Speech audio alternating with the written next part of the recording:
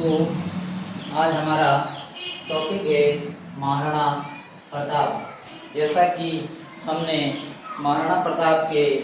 जो उदय सिंह की मृत्यु के बाद गोगुंदा में शमशान घाट पर ही 28 फरवरी 1572 ईस्वी को इनके मामा मान सिंह सोनीग्रा कृष्णदास सुंडावत द्वारा वहीं कर दिया गया था और विधिवत रूप से इनका राज्याभिषेक कुंभलगढ़ में, जिसमें मारवाड़ से रावचंद्र सेन भी उपस्थित हुए थे। और जैसा कि विदित है कि जगमाल को नवा पुत्र था वीर भाई भटियाणी का, जो उसको उत्तराधिकार राजा बना दिया था, तो वह नाराज होकर अकबर की सेवा में चला गया और अकबर द्वारा इन्हें जहाजपुर और कुछ समय पश्चात राव सुल्तान के समय सिरोही का आधा राज्य उनको दे दिया गया था। और जैसा कि उनका दूसरा भाई सगर और शक्ति सिंह, वह भी अकबर की सेवा में चले गए और सगर की कहते कि बाद में मृत्यु हो जाती है, आत्महत्या कर लेता है। और इनका भाई शक्ति सिंह, जिनके बारे में कहा जाता है कि शक्ति सिंह कहते हैं कि हल्दी घाटी के युद्ध में अकबर की तरह लड़ने आता है, और जब महाराणा प्रताप घायल हो जाते हैं, सकुशल उनको बचाने के लिए युद्ध स्थल से भेजा जाता है, तो बीच में मुगल सैनिकों से शक्ति सिंह अपने भाई के साथ आत्मग्लानि का महसूस करता है और भाई की रक्षा करता है। और शक्ति सिंह के द्वारा मेवाड़ में सत्तावत शाखा की स्थापना की। तो मेवाड़ में सत्तावत शाखा की स्थापना करने वाला शक्ति सिंह था। तो जैसा कि शक्ति सिंह के पास एक घोड़ा था जिसका नाम त्राटक था, जो कि चेतक का भाई था। महाराणा प्रताप का घोड़ा था, उनका नाम चेतक था, तो उसका भाई त्राटक था। और जैसा कि महाराणा प्रताप के पास जो हाथी था वह राम प्रसाद, और अकबर के पास में जो हाथी था उसका नाम हवाई, और मान सिंह के पास में जो हाथी था उनका नाम मर्दाना था। और जैसा कि राज्याभिषेक होने के बाद उसके पास संकट या तो अकबर की अधीनता स्वीकार करना या स्वाधीनता को बनाए रखने के लिए तो पूंजा और इनके सहयोग से गांवों में आदिवासी क्षेत्रों में जागरूकता कर एक सेना इकट्ठी की, जनता में जोश भरा, और कहा जाता है कि एक बड़ी सेना की इधर अकबर महाराणा प्रताप को समझाने के लिए, जैसा कि विदित है 1572 में सबसे पहले टोडरमल को अपने सबसे पहले जलाल का कोची को भेजता है कोची, और फिर मान सिंह आता है। मान सिंह जो कि जून 1573 ईस्वी को आता है। इनके पश्चात भगवंत दास जो इनके पिता है वो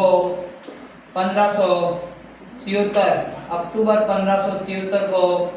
वह आते हैं, और इनके पश्चात अंत में टोडरमल को दिसंबर 1573 ईस्वी को भेजते हैं और शिष्टमंडल असफल रह जाता है। तो जैसा कि अब दोनों के बीच युद्ध होना एक स्वाभाविक सा हो गया था, दोनों युद्ध की तैयारी कर रहे थे, और कहा जाता है कि दोनों युद्ध करने के लिए तैयार और अपनी अपनी सेना का पड़ाव डाला। तो अकबर ने अपनी सेना का पड़ाव, कहा जाता है कि वर्तमान मोलेला राजसमंद में जो टेरिकोटा के लिए जो मिट्टी के खिलौने बनाए जाते हैं और मूर्तियां बनाई जाती है, वहां पर पड़ाव दिया, और प्रताप की सेना का पड़ाव लोचिंग जगह है वहां पर दिया। और महाराणा प्रताप ने सोचा कि अकबर के पास, जैसा कि हम सांगा के और बाबर के युद्ध में तुलगमा पत्ती, तोपखाना, बड़ी बड़ी मशीन गनों का उपयोग जो मैदानी भागों में हो सकता था, उनके बारे में पढ़ा था। तो महाराणा प्रताप ने सोचा कि युद्ध भूमि जो कि हल्दी घाटी खमनोर के आसपास एक दर्रा है, वहां पर उपयुक्त स्थल रहेगा ताकि ये तोपखाना और ये तुलगमा पद्धति की विरचना वहां नहीं रचा सकेंगे। परिणाम स्वरूप ये युद्ध का स्थल महाराणा प्रताप के लिए लकी सिद्ध हुआ और कहा जाता है कि दोनों के बीच हल्दी घाटी खमनोर में अब युद्ध के पड़ाव डालने के बाद युद्ध की तैयारी प्रथम चरण में युद्ध तैयारी शुरू हो जाती है। तो कहा जाता है कि हम युद्ध से पूर्व महाराणा प्रताप की सेना में उनको साथ देने वाले हरावल यानी आगे लड़ने वाले सैनिकों में जैसा कि विदित है कि चुंडावत हरावल सेना में सबसे आगे रहते हैं, वो तो है ही है। और हरावल सेना का सेनापति एक मुस्लिम हकीम खा सुर था। और इधर जैसा कि हम सांगा के समय पढ़ा था कि ग्वालियर का राजा जो रामसा, जो कि इनके पापा ने सलहदी तंवर ने सांगा के साथ विश्वासघात किया था, उस कलंक को धोने के लिए कहा जाता है ग्वालियर का शासक राम सिंह तंवर, उनका पुत्र सालिवान भवानी सिंह प्रताप सिंह जी जान से और अपने प्राणों का न्यौछावर देकर महाराणा प्रताप का हल्दी घाटी के युद्ध में तन मन धन से सहयोग देने के लिए हरावल सेना में तैयार हुए। इधर सादड़ी से झाला बीरा और फिर झाला मान सिंह और पानरवा सोलंकी का ठिकाना के मेन जो कि भीलों के नेता पूंजा सोलंकी, कृष्णदास चुंडावत, चारण जैसा और सांगा चुंडावत जो कि आमिर के छत्र से थे, अमर सिंह, जयमल राठौर, ये प्रताप की सेना में एक महान सेना नायक की भूमिका में थे। और जैसा कि उधर हम देखेंगे कि जैसा कि युद्ध के बारे में ये मैदान का बता दिया और कहा जाता है कि हल्दी घाटी के युद्ध की डेट 18 जून 1576 है, लेकिन हमारे राजस्थान के एक इतिहासकार साहित्य ग्रंथ अकादमी के जो गोपीनाथ शर्मा कहते हैं कि 21 जून 1574 है। इस प्रकार अकबर की सेना में कहा जाता है शक्ति सिंह, सगर, जगमाल जो कि प्रताप के भाई थे, इधर जगन्नाथ कस्वा, माधो सिंह कस्वा, मान सिंह, हासिम खां, मेहतर खान और सेनापति मान सिंह और इनका जनरल सेनापति आसफ खां और भी कई सेना नायक थे जो युद्ध भूमि में लड़ने के लिए आ चुके थे। और कहा जाता है कि युद्ध का जो प्रथम चरण था, प्रथम चरण में महाराणा प्रताप की सेना इतना भयंकर आक्रमण किया कि मुगल सेना के पांव उखड़ गए और वहां से भाग निकली। और कहा जाता है कि अकबर का एक सेना नायक मेहतर खान ने घोषणा की कि अभी भी युद्ध भूमि में खुद स्वयं अकबर बादशाह आ रहे हैं, और अपने सैनिकों का जोश बढ़ाया और वापस वो मैदान की तरफ आए। और कहा जाता है कि दूसरे चरण में युद्ध हुआ। तो कहा जाता है कि दूसरे चरण में युद्ध के दौरान महाराणा प्रताप मान सिंह के हाथी पे बैठे उन पर सवार करते हैं, तो वह अंदर हाथी के जो पालकी होती है उसके अंदर घुस जाता है और वह बच जाता है। लेकिन नीचे उतरते वक्त हाथी से इनकी जो नीचे गिरने से हाथी से उतरते वक्त चेतक की जो पैर टूट जाता है और महाराणा प्रताप को युद्ध भूमि से सकुशल पहुंचाने वाला, जैसा कि सादड़ी के झाला बीदा, जैसा कि हमने पढ़ा था कि झाला मान एक था जो सांगा की सेना में उनका झाला अज्जा सहयोग करता है। और उसी प्रकार झाला मान सिंह, पूंजा सोलंकी, कृष्णदास चुंडावत, चारण जैसा, जयमल राठौर और सांगा चुंडावत, अमर सिंह, ये इनकी साथ युद्ध होता है। और युद्ध का जो अंतिम परिणाम होता है, मुगलों की जो मुहिम उद्देश्य होता है उसमें मुगल असफल रह जाते हैं और महाराणा प्रताप कहते हैं कि सकुशल युद्ध भूमि से निकल जाते हैं और कहा जाता है कि महाराणा प्रताप का घोड़ा जो वर्तमान में उदयपुर में एक बगीचा है, वहाँ कहते हैं कि घायल घोड़ा नाला कूदने के दौरान मृत्यु हो जाती है। तो चेतक की समाधि वर्तमान में बगीचा क्षेत्र में स्थित है, छोटे से चबूतरे पर इनकी बनाई हुई है। तो जैसा कि कहा जाता है कि जो अकबर का उद्देश्य था वह पूरा नहीं हुआ और इस युद्ध में अंग्रेज मुगलों का प्रत्यक्ष इतिहासकार बदायूनी उपस्थित था और स्वयं अपने उत्तवारिक नामक ग्रंथ में कहते हैं कि उसका वारिजन उत्तवारिक नामक एक बदायूनी का ग्रंथ है, उसमें उस युद्ध का वर्णन करते हैं और बदायूनी इसको गोकुंदा का युद्ध कहते हैं और कहते हैं कि इसको खमनोर का युद्ध कहने वाला अकबर, जो अकबर का एक अकबरनामा लिखा है कविता, अबुल फजल इसको खमनोर का युद्ध कहते हैं। तो कर्नल जेम्स टॉड इन्हें मेवाड़ की थर्मोपली के नाम से पुकारते हैं। तो इस प्रकार अकबर अपने उद्देश्य में सफल नहीं हुआ और जैसा कि विदित है कि कुछ इतिहासकारों ने इनकी सेनाओं का जिक्र किया था, तो वीर विनोद के अनुसार मुगलों की सेना में 80,000 सैनिक थे, ऐसा कहा जाता है और प्रताप की सेना में 20,000 सैनिक थे, ये वीर विनोद के अनुसार है। और कहा जाता है कि अपने मोहनोद नैन्सी के अनुसार मुगलों की सेना में 40,000 और प्रताप की सेना में 9 से 10,000 सैनिक थे। और जैसा कि इतिहासकार बदायूनी कहते हैं कि मुगलों की सेना में 5,000 सैनिक थे और प्रताप की सेना में 3,000 सैनिक थे। तो अलग अलग इतिहासकार और कवि अलग अलग सैनिकों की संख्या बताते हैं। तो कुल मिलाकर कहा जाता है कि इस युद्ध में महाराणा प्रताप को वह नहीं पकड़ सकता है, नहीं पकड़ पाया और जो अकबर का उद्देश्य था वह सफल नहीं हो पाया। और यहाँ तक कि राजस्थानी साहित्यकार और राजस्थानी साहित्य महाकाव्य में तो कहा जाता है कि हल्दी घाटी के युद्ध में अकबर की बुरी तरह हार हुई और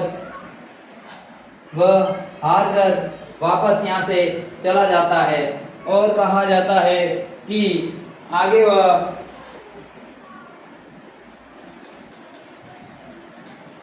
अपने युद्ध को जारी रखते हुए वह 1577 में अपने एक सेनानायक शाहबाज खां को कहते हैं कि 3 बार भेजते हैं और शाहबाज खां 3 बार हार कर वापस चला जाता है। इसके पश्चात कहा जाता है कि 1580 में अब्दुल रहीम खान खाना आता है। तो कहा जाता है कि इनको परिवार सहित बंदी बना दिया जाता है। तो अमर सिंह को उसके पिता द्वारा कहने पर वापस सकुशल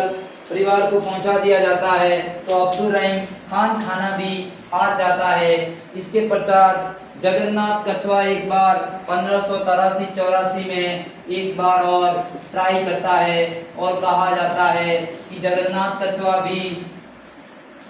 महाराणा प्रताप के सामने टिक नहीं सकता है और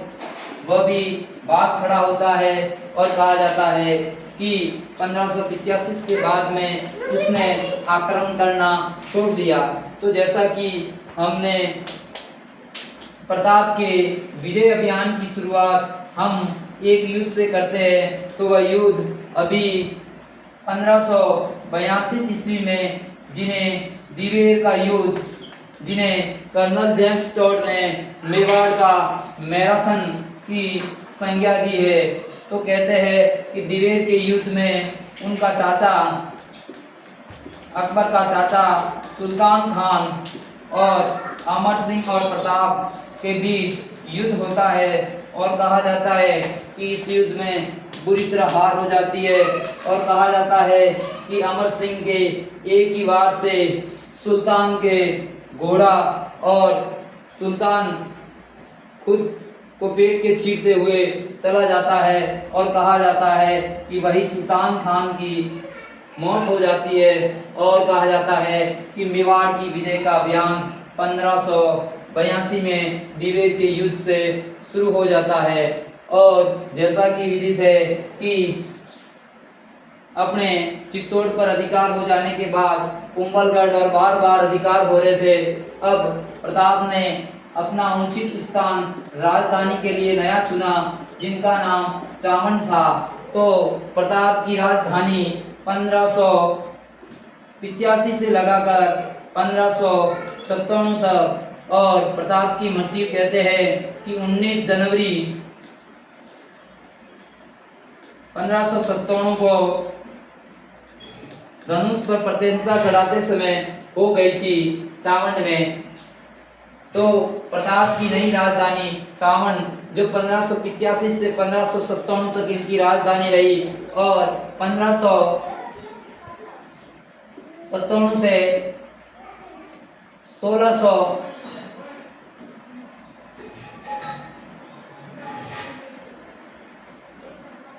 1616 तक या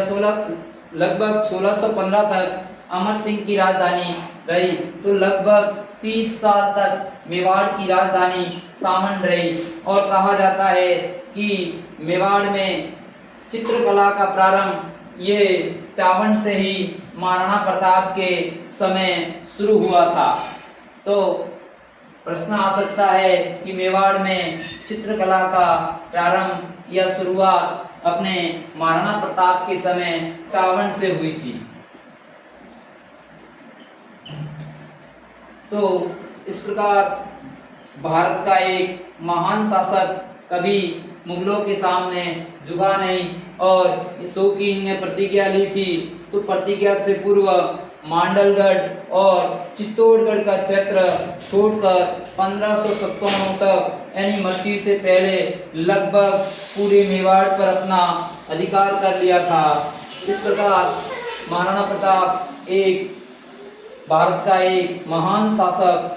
और स्वाभिमान गौरवशाली और स्वतंत्रता प्रेमी जो कि अपनी मातृभूमि के लिए मर मिटने वाला सदा याद कर किया जाएगा। और आज भी हमें इन्हें एक वीर पुरुष और स्वाभिमान स्वतंत्रता प्रेमी के रूप में याद करते हैं। और इस प्रकार मेरे द्वारा ये दी गई जानकारी आपको अच्छी लगी होगी और इसमें से मेरा वादा है कि लगभग 1 या 2 प्रश्न हर एग्जाम में आते ही है। तो मुझे उम्मीद है कि मेरे द्वारा ये दी गई जानकारी आप लोग ज़्यादा से ज़्यादा देखेंगे और मैं आशा करता हूँ कि आने वाले एग्ज़ाम में आपके लिए उपयोगी साबित हो। जय हिंद, जय भारत।